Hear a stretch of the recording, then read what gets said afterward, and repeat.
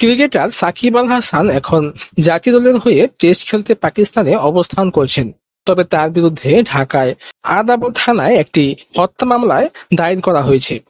ঢাকায় গার্মেন্টস কর্মী রূপের হত্যা ঘটনায় আওয়ামী লীগের সাবেক সংসদ সদস্য সাকিব সহ প্রায় শতাধিক ব্যক্তিকে সে মামলায় আসামি করা হয়েছে। সাকিব আল হাসানের বিরুদ্ধে দায়ের করা মামলায় বিষয়ে ঢাকা মহানগর পুলিশ জানিয়েছে, যে কোনো মামলায় অপরাধীর ইনভলভমেন্ট থাকে। আন্দোলনের বিরুদ্ধে যারা অর্থ, পরামর্শ ও মিডিয়াতে উস্কানিমূলক বক্তব্য দিয়েছেন তাদের বিষয়ে তদন্ত হবে।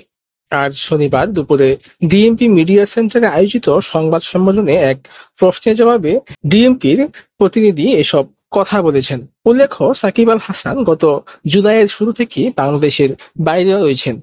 এই সময় যুক্তরাষ্ট্র এবং কানাডায় দুটি টি-টোয়েন্টি টুর্নামেন্টে অংশ নিয়েছেন তিনি। সেখান থেকে বাংলাদেশ টেস্ট দলের সঙ্গে পাকিস্তানে যোগ দিয়েছেন সাকিব।